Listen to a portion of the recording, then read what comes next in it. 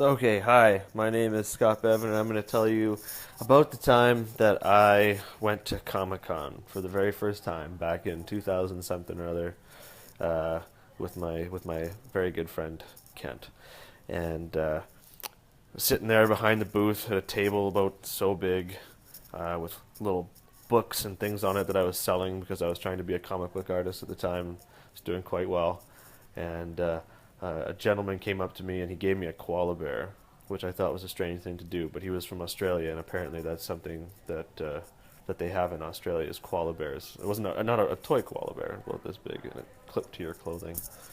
So I was wearing my koala bear, and this guy, he kept coming back again and again. He was very friendly, but I was starting to get a little annoyed.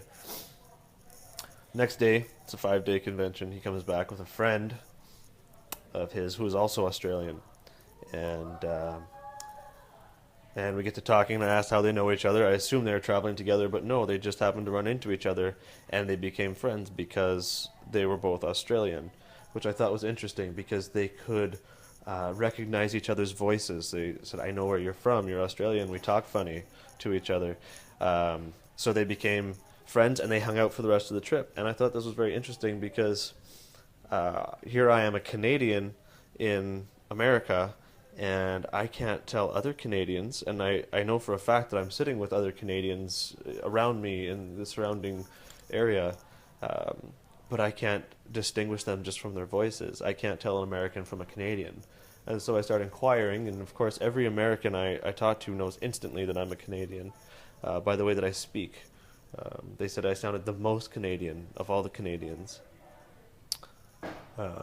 because I speak very slowly, is what they said. They would impersonate me back to myself, and it would sound like, "Hello, how are you?" That was apparently how I sound to an American. So I found this very insulting, and I felt very stupid. And I feel like maybe Canadians are very stupid because we sound stupid to Americans, to other people, and we can't tell. Well, I can't, anyways. I can't tell a Canadian accent um, when I'm traveling.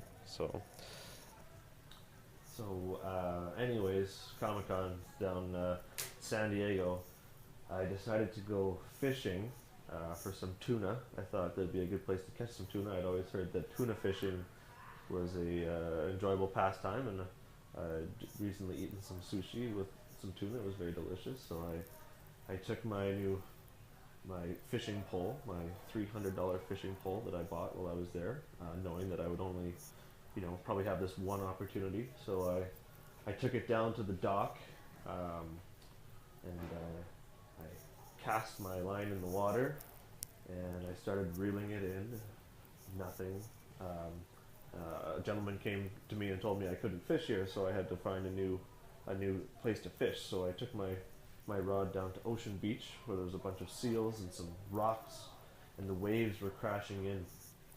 And I cast my line into the water again, and got some nibbles. And then all of a sudden, the out of nowhere, the waves, the wind picked up, and the waves started crashing in.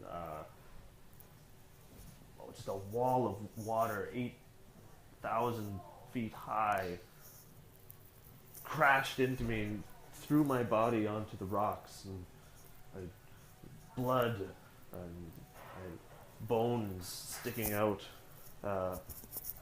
right here, where my forearm meets my other part of my arm. The bones were coming out of here, and the blood was coming.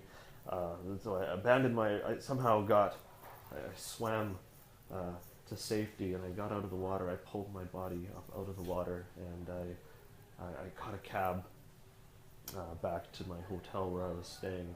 Abandoned my rod, $300. I said good riddance, and wrapped it up with my jacket so that the cab driver would not be suspicious. And I got to the hotel, and I started assessing the damage that I'd done.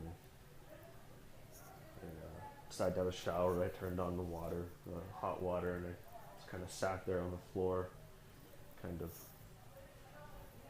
waiting to die, um, watching my blood swirl down the drain.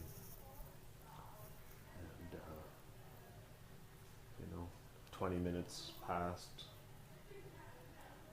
half an hour, started to think, I might survive this accident after all. So I got some clean towels. I asked the maid for some clean towels, and I wrapped myself up, and I went to the doctor, and yeah, almost died. True story.